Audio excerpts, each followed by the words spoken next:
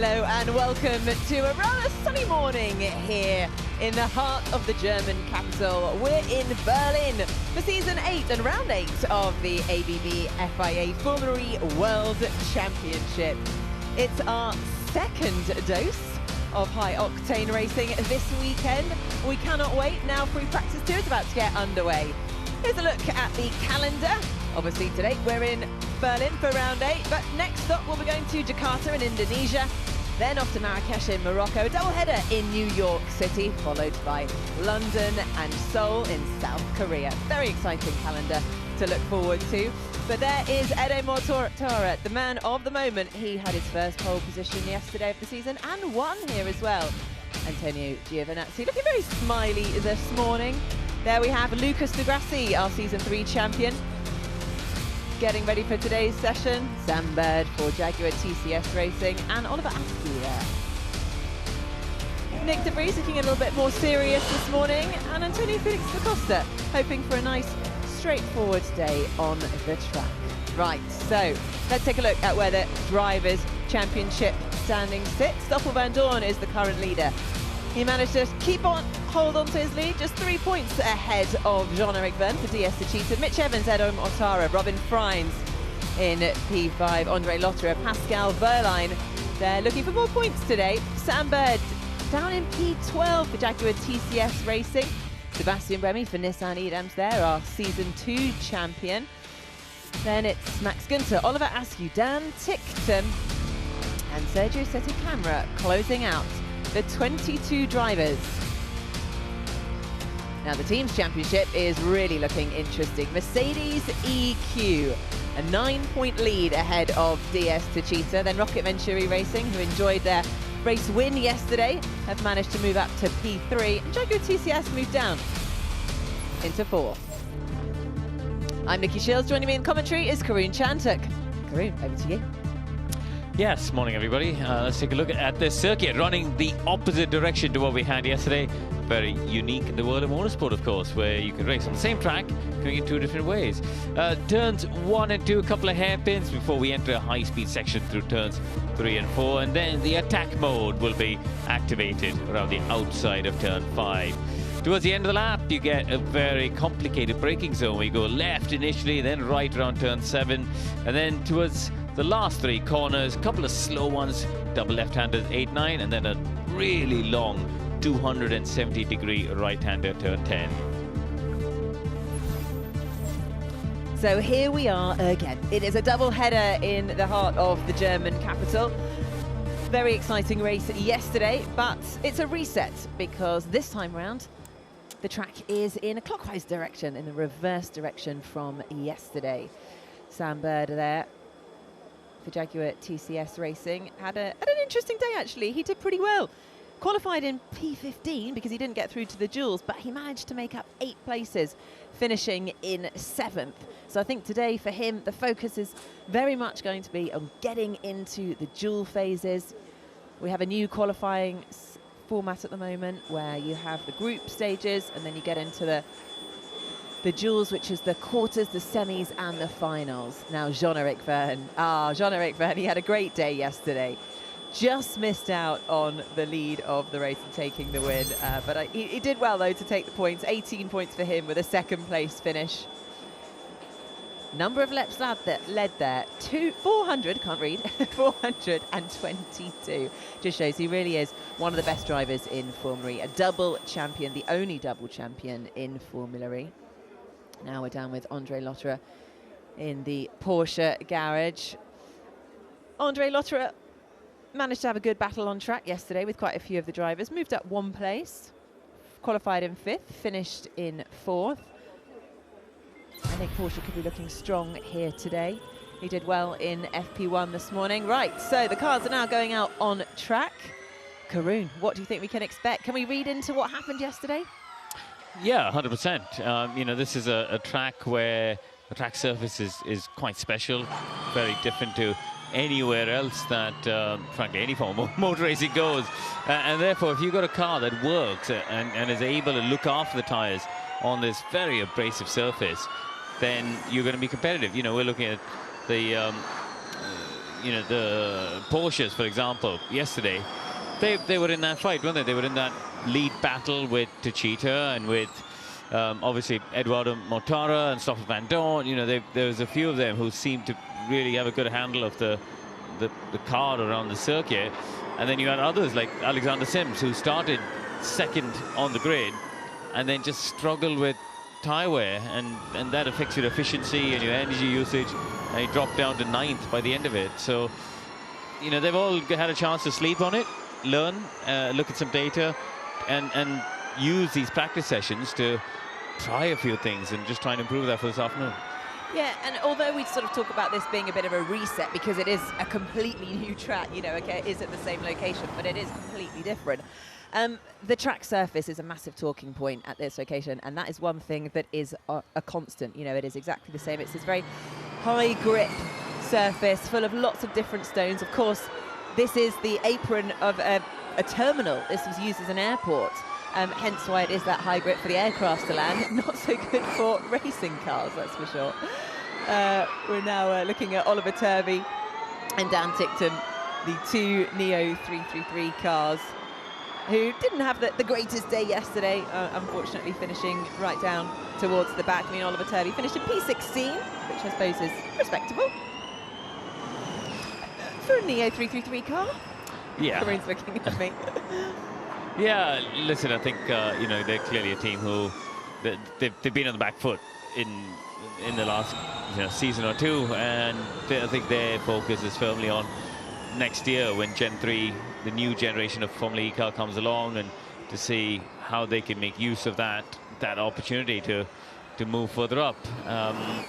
Ticktum, he's got a lot of experience, Dan Ticktum, now in lots of different categories. You know, race winner at the Macau Grand Prix, race winner in Formula 2, you know, comes with a good pedigree in terms of junior Formula racing. He's a bit of a character, there's no question about it. But, you know... Are you referring to his rather fashionable wardrobe? Yeah. That I mean, would love to see you in your matching Gucci. Well, it's never going to happen. But I know you're a fan of his wardrobe, you know. Oh, you've got your Hugo Boss then. I see the sponsorship going on over there. It's not, actually. I do. I'd like some freebies. Have you got some? Did you pay for that? Yes, thank you. Oh, right. Come on. We need to sort you out there. Thanks. Kareen needs some free kit, guys. Right. So, Giovinazzi also, yeah, I guess, also he's having a bit of a tough time, isn't he, with Dragon Penske Autosport. The results aren't really coming for him at the moment. No, and that's been a bit of a surprise, actually. I mean, yesterday, Sergio Settecamera, his teammate, did a fantastic job in qualifying, getting himself into the duel phase, you know, really strong lap. Okay, he couldn't quite hold it in the race. Yeah, I think Sergio Settecamera qualified in 7th, but unfortunately he did drop down to 17th by the end of the race. Yeah, but, you know, it was able to unlock a bit of one-lap pace, which we haven't seen Giovinazzi really do at any stage so far this season. Speaking of which, Sergio Settecamera just gone 8th. He has, yes. No, he's you know, another driver who's done very well in other forms of single-seater racing. I think that's the point here in FE is, at the moment, you look at the grid, the driver lineup. You know, there are 22 very high-quality drivers on this grid, and they, you know, some of them are driving with teams that aren't as competitive as others, but on the whole, we look at how tight it was, the gaps between even people this morning. We're looking at 0.8 of a second for the top 17. It's extremely tight. Yeah, it really is, and I think that comes down to, I mean, lots of different reasons, obviously, but the fact that this is the 3rd year with the Gen 2 car, there's only so much more performance that you can get out of it. You know, they're really squeezing every ounce of performance. Every team has really maximised its efficiency. So hence why the grid is massively closed up. The Porsche team looking really strong here. In FP1, I think Lotter finished P2 and Pascal Wehrlein in P4. And also yesterday they were up there battling, finished P6 and P4. So I think this is a really exciting time for Porsche. Obviously we saw that win, Pascal Wehrlein's win in Mexico. Yeah. And now, So Eden Mortaro's just started his full power lap. So this is going to be a 250 kilowatt lap, which is the full power lap they used during the dual stages in qualifying. Yeah, he's coming towards the end of the lap here, the final long corner, very close to the inside wall there. And this will be the first indication we've seen in this second free practice session of where the benchmark is. And actually, he's slower than Alexander Sims's time, which is interesting. But I think when you, just going back to Porsche, they were very quick in the group stages of qualifying, weren't they, yesterday? And then when it got to the duels, neither driver was able to really progress. So I think they were a bit disappointed with their qualifying performance in the end, because clearly there was inherent speed in the car. And in the race, they were right in the mix. But I think ultimately the efficiency of the Mercedes powertrains for Mortara and Van Dorn was just a little bit too strong for them yesterday. Although massive credit to Andre Lotter. I mean, he's done really well in qualifying this season. He's the only driver to have done 7 out of 7 of the duels. Yeah, he's driving well at the moment, isn't he? He's, you know, he's had a better front end this morning, mate. Now feels like all the systems are out of bed as well. The cutting is.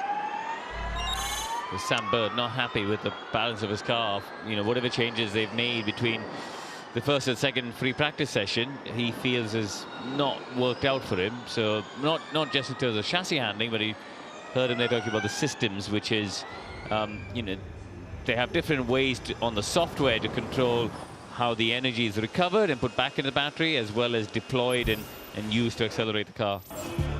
Okay, let's take a look at a replay. Oh, there, Alexander Sims just going wide, quick spin, and hopefully back on track.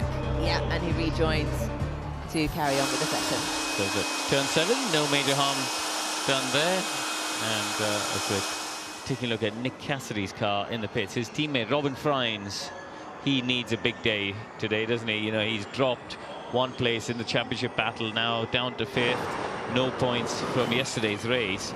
And if he wants to stay in this championship fight, he can't afford really to have another day like that today. Yeah, 25 points between him and championship leader Stoffel Van Dorn. And it's interesting, you know, we're now going into round 8.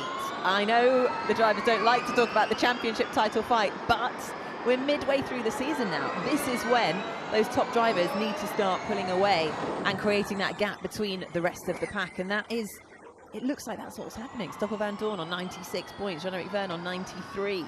And then, you know, you look at Andre Lotter down in P6 on 55. So there is a big difference between those top 5 drivers and the rest. Oh, bit of a lock-up for whoever's in front. Freins has got a little bit of traffic there. 2 cars in front of him. I think looks like one of the Dragon cars. Should be okay, though. Let's listen in here.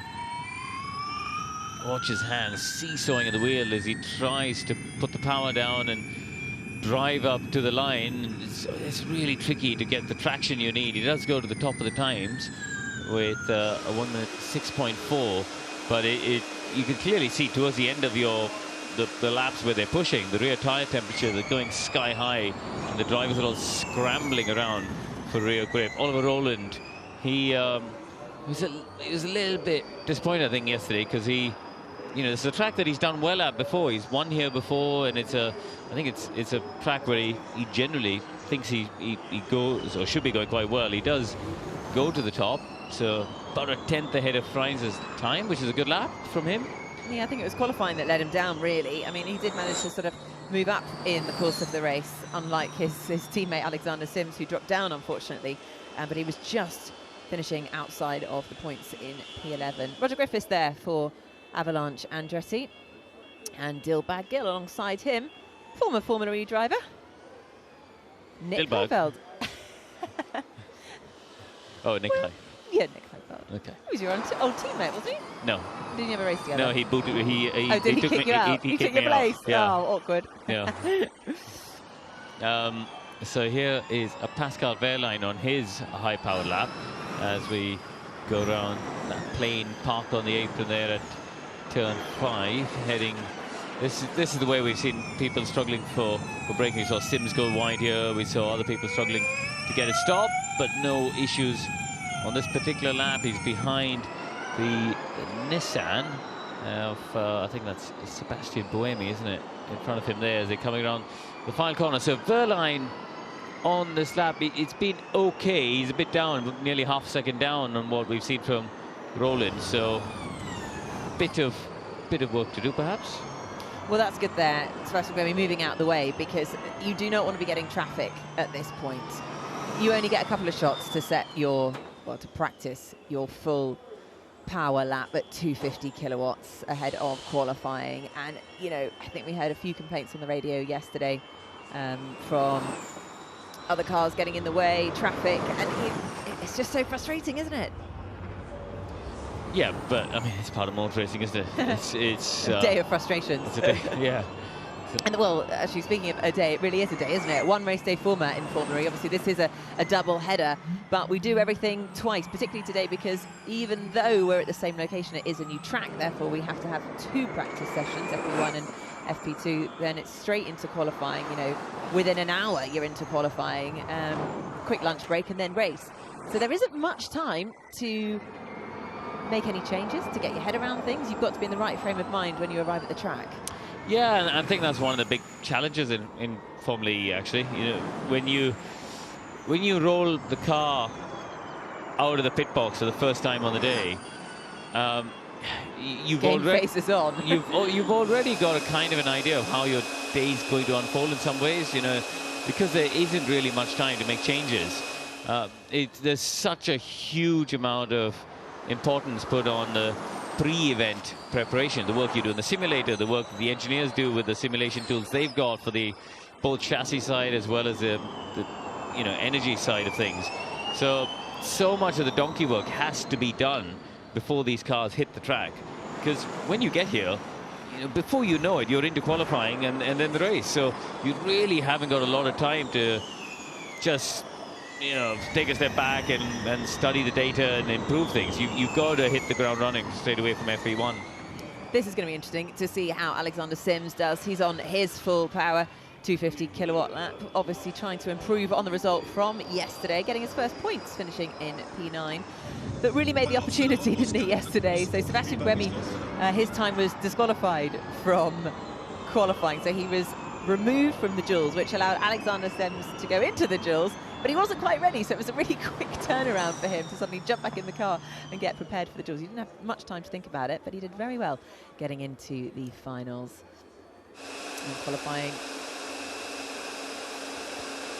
I'm interested to see whether Van Dorn and, I mean, we saw Mortara this morning already, fastest in the free practice session, but I'm interested to see how Van Dorn gets on, because yesterday he looked like the driver with the most amount of race pace, but he gave himself a bit of extra work to do by dropping down to 12th on the opening lap, and he didn't look so great this morning in free practice. He had a bit of traffic on his quick laps, but I'll be interested to see as this session unfolds whether he can get himself near the top of the times again. So Jean-Eric Verne, who finished second in yesterday's race, still looking for his first win of the season. Not going to go as far as to say desperate for his first win, but very focused, determined on taking a first win here. Obviously, this is a place where he's won here before. He's the only double champion in Formula E. His teammate, though, Antonio Felix da Costa, got a plastic bag stuck in the radiator yesterday, if you're wondering why his performance dropped.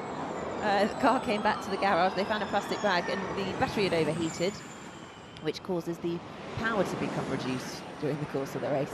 So yeah, because he really faded, didn't he, towards the end of the race yesterday. He just, you know, he was in that fight for sort of 4th, 5th, and then he just dropped to 8th in the last 2-3 laps. So yeah, okay, good. So there you go. Keep your plastic bags to yourself. Put them in a rubbish bin. Yeah, absolutely, all the time. So Byrne now... Or don't use them at all, I should say. Yeah, exactly. Byrne coming around the final corner and driving up the line. They'll move over to the right-hand side to take the shortest line, shortest distance to the timing line, and he's gone 4th fastest with that lap. So 4th fastest, is he going to be happy with that or disappointed with that, Kroon? He's up there, but you would expect more. Yeah, listen, it's still free practice, right? You know, he's what he's doing exceptionally well this season is making sure that he's always in the hunt. He's always keeping himself in that position to take a podium, take the, you know, the win will come at some point, but most importantly, his run of form in recent races has been brilliant, hasn't it?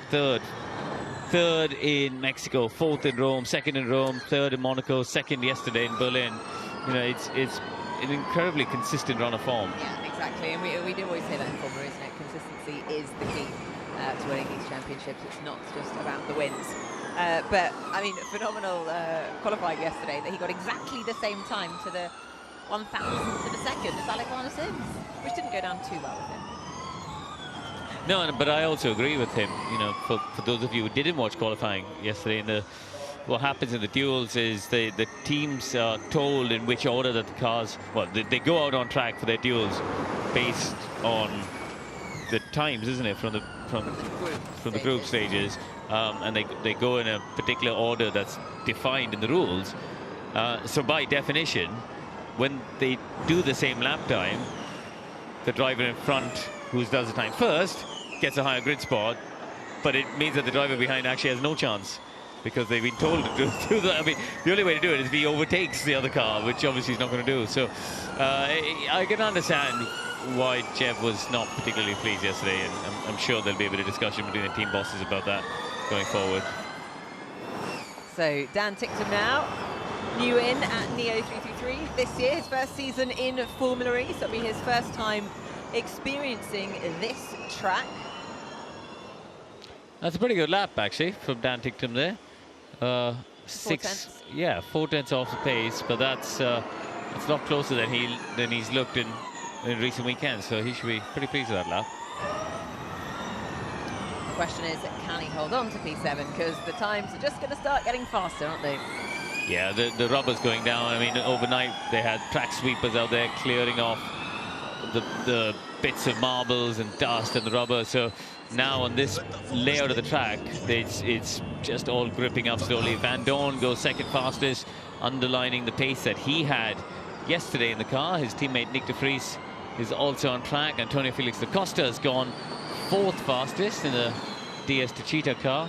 So at the moment we've got the top 6 cars within just 0.16 of a second. Incredibly tight. So they're just doing a quick tyre change for Sergio Sette camera. Is it always just the front tyres that they change, or do they sometimes change the full set? They can change whatever they want, and you do see them doing all sorts really. So I think they'll often do 2 sets because they're not so worried about having to go into qualifying with the new set of tyres or into the race. I think they're all you know, they find it more useful to actually use both sets of tyres in practice and learn as much as possible ahead of qualifying in the race. Now, Lucas Di Grassi is on his full power lap. He had a really frustrating day yesterday. Unfortunately retired from the race with a puncture. Not ideal for him, that's for sure. Particularly, obviously, it must be even more bitter when his teammates up taking pole position and winning the race.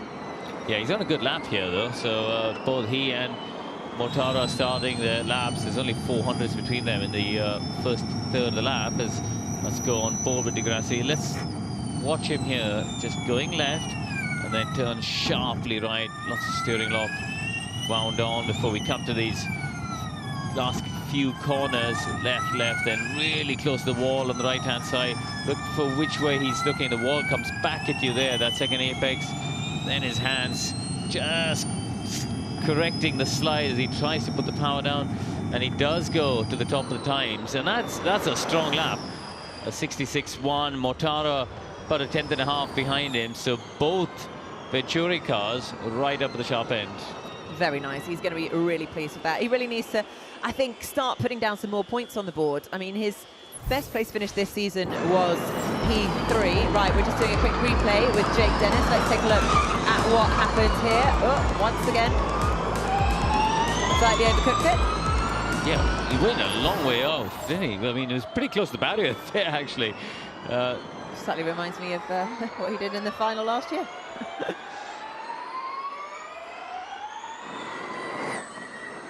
So Sergio Setti camera not on a full power lap at the moment. He's currently sitting in P15, so he has dropped down a fair amount from the first time he put in that 250 lap.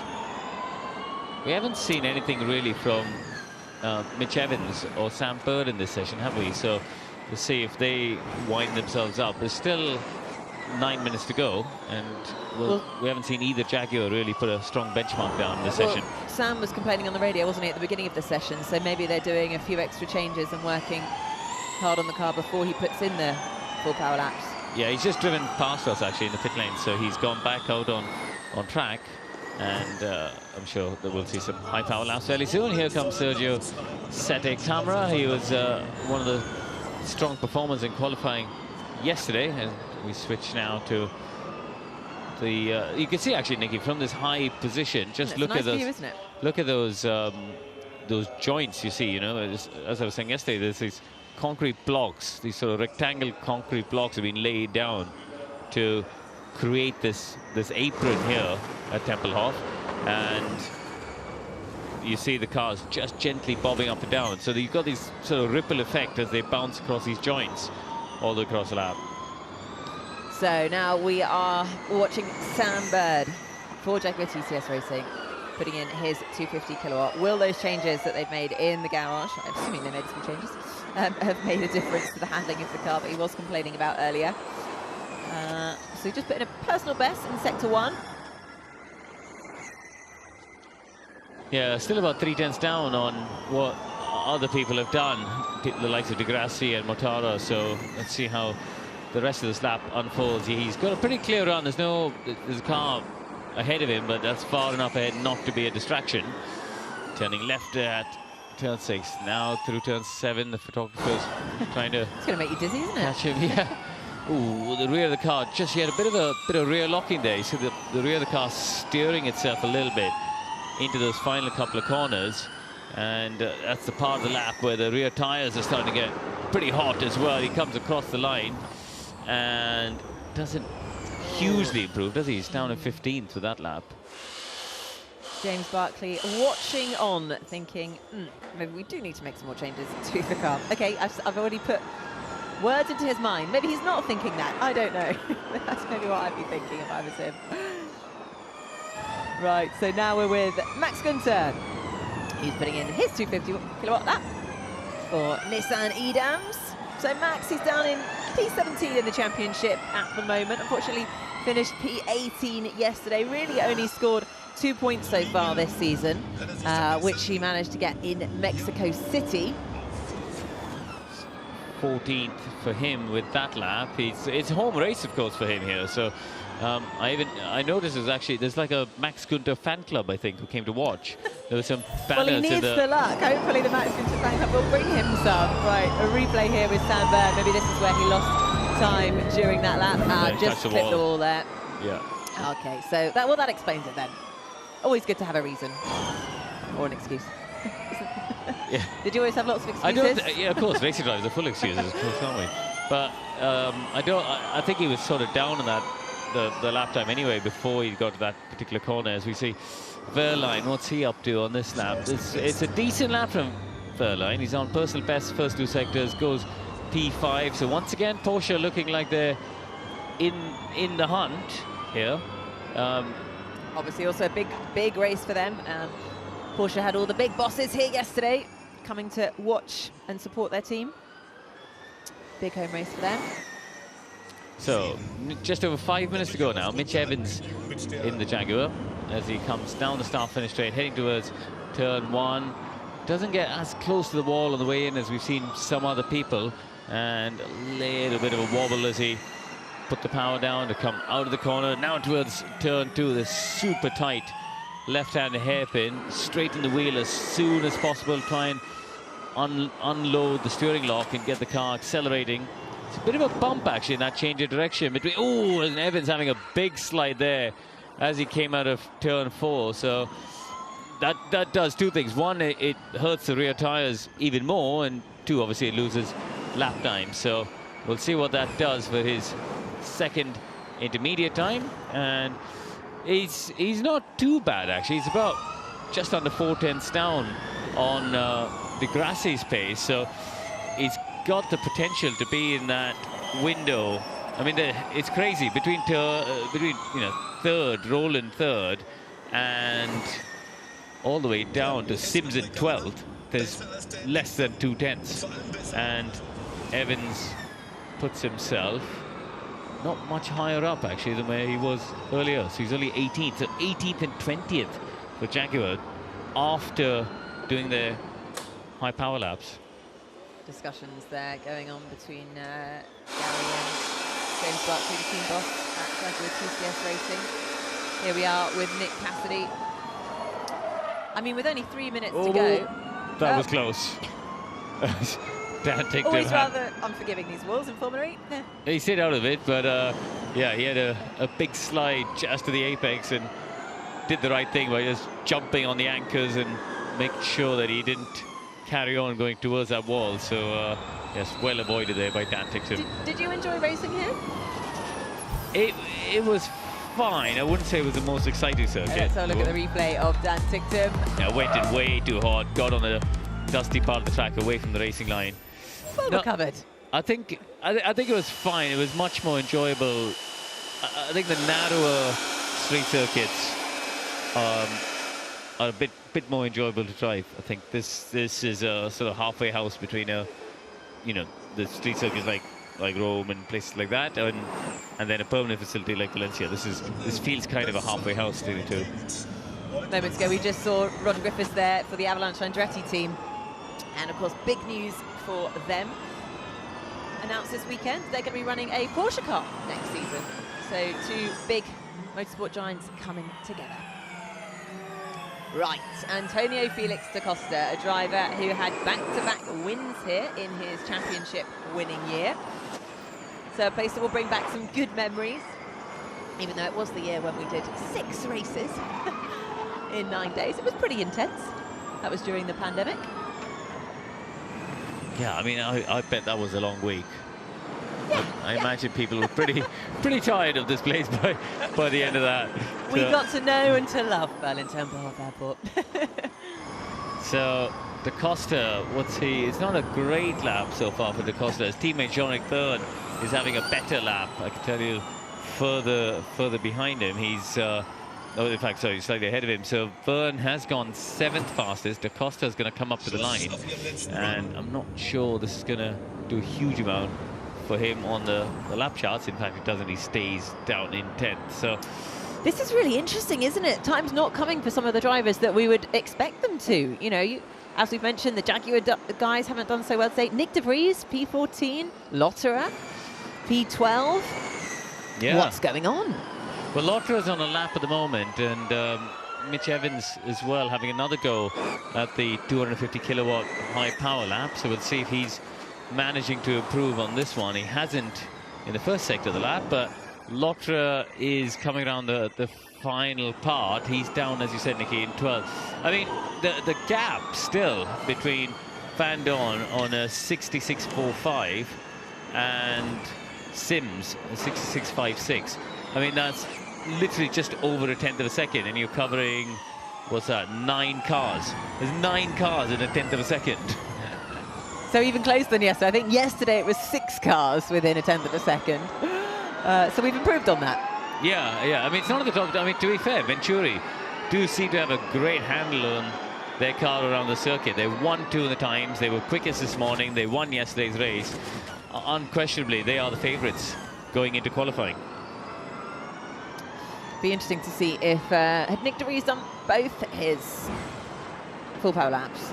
Is that where he's going to stay? Yeah, I think so. I do think so. So what's going on with Nick then? Because it's interesting, isn't it? We've seen, obviously, Nick had such a dominant season last year. He's now defending his championship, and it seems to be Stoffel Van Dorn that's always outperforming his teammate Nick. Well, it's a question for him, Nikki, not me. I mean, you know, it's... Nick, can you hear me? Yeah, watching Sam Burr, he's really struggling for grip there. The rear of the car not at all giving him the confidence to attack. He's really sliding around there. So I imagine he will be having a fairly fairly grumpy debrief with Phil Charles there, the chief engineer on the right, and James Barclay, their team boss. So yeah, so what conversation is going to be happening now? Because it's really not long until qualifying gets underway. And of course, that's in the 220 kilowatt setting. You've got to get into the group stages. If you get into the group stages, the top 8 then go through into the duels. yeah, listen, there's two different conversations to have. One right now, the conversation to have is all about qualifying. What do they need to do to get the car balanced and set up in the way that they need to extract maximum performance over one lap of qualifying? But would they make changes to the car now, even though they've just attempted their full power lap? Do you want to be making many changes before you go out again? If you're Jaguar, then you haven't got much to lose, have you? You know, they're down the times at the moment, so it's absolutely worth doing some changes to try and improve the grip level and the balance for the drivers for their one lap performance. Yeah. Mark Preston, the team boss at DS Digita, was saying that I think it was about season 3 when they just put in a huge amount of time and effort into really understanding the time management. And although there was never sort of one thing that made a difference, just lots of tiny little incremental changes have actually really helped them improve their performance here. And that's exactly what we saw. Both of their drivers have won here. Jake Dennis has done a good job this morning again, P6 in this session, so that backs up the speed he showed this morning in the first free practice where he was third. So yeah, they've certainly got some one lap pace in that car. So chat's going on between Edo Mortara, yesterday's race winner and pole sitter, between him and his team.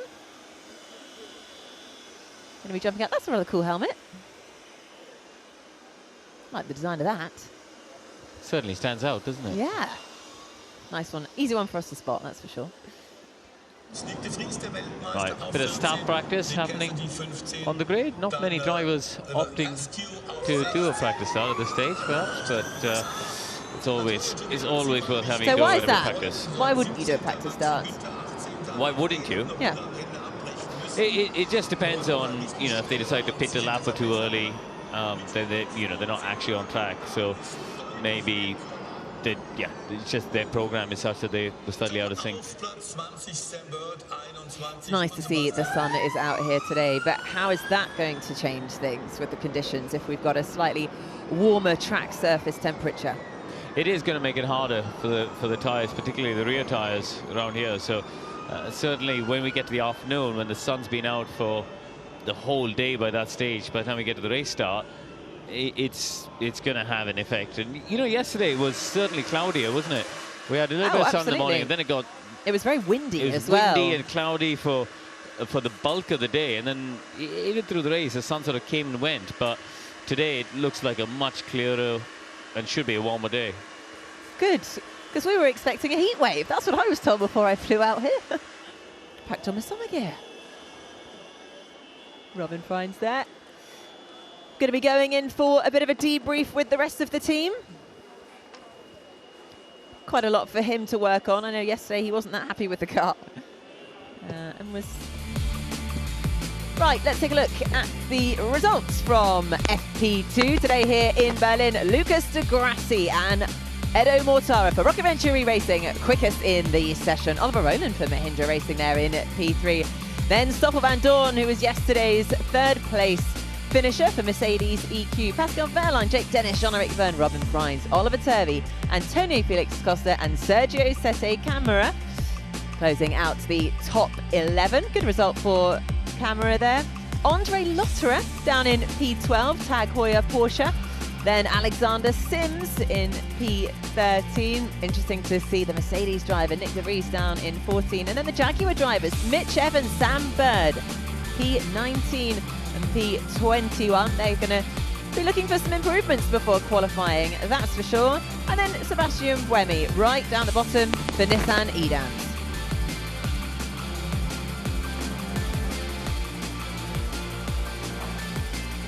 So there we have it, Jean-Eric Verne sitting down with his team engineers. Going to be having a chat about what went down, if he can improve on his P7 in that session. Alexander Sims is going to be wondering what happened there, because after yesterday's qualifying session, he really did look like he had the pace. Now, Nick de Vries is going to be scratching his head. Unfortunately, he's going to be down in P14 in that session. And looking across the other side of the garage at Stoffel van Dorn, who was on the podium yesterday, who finished in P4. So 10 places between the two teammates there. Yeah, 0.3 of a second, more importantly. You know, the number of positions right now is somewhat irrelevant. It's the time gap that, you know, 0.3 doesn't sound like much, but when you've got a short track like this, it's just 2.35 kilometers, you know, there aren't really that many corners around here. Oliver Rowland will be pretty pleased with that result, I think. A P3, particularly after yesterday's disappointing finish. He just finished outside of the points, but he did make it up 6 places during the course of the race. So let's see which drivers have got your vote in Fan Boost. Right, it's Stoffel van Dorn, as always, at the top with 24%. Wow, that's an improvement from yesterday. Alexander Sims, that's always good to see, 15% there. Antonio Felix da Costa, Jean-Eric Verne and Nick de Vries are the top 5 drivers at the moment. The most popular, shall we say. Make sure you cast your vote. Vote online at fiaformulary.com/fanboost, or you can use the QR code there in the corner. Remember, if you voted yesterday, you can vote again today, because of course we're here doing it all over again. Look how happy you'd make Antonio Felix da Costa, and it really did make a difference to the race yesterday. Jean-Eric Verne used it to move up into P2 of the race. So that extra power really does help. Right, let's take a look back at the highlights from today. The Rocket Venturi boys.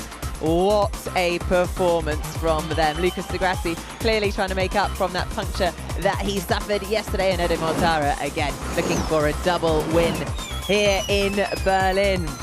But Mercedes EQ, Stoffel van Dorn is looking good. It's his teammate that's going to have a little bit of work to do during qualifying, that's for sure. Here we are, Oliver Rowland there, looking very good, very happy in the car. And Dilbag Gil. He was pretty chuffed yesterday, I think, Dilbag Gil. Now Jaguar, unfortunately, doesn't look like things are going so well for them. Both Sam Bird and Mitch Evans struggling during this session.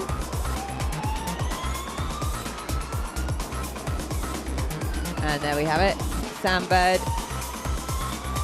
trying to improve. Oh, until a little touch of the wall there. And that was Dan Ticktum, who unfortunately went a little bit wide there, but narrowly missed out on the wall. Quick recovery there. So the real story here, I think, has got to be the Rocket Venturi team. Could this be a double podium? We've seen it before. Could we see it again?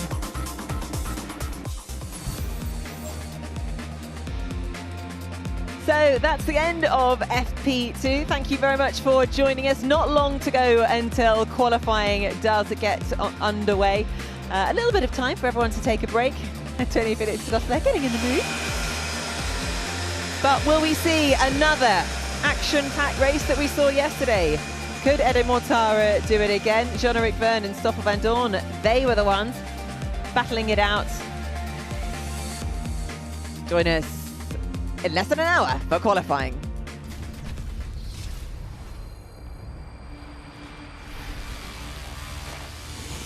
Yeah, I was like, oh,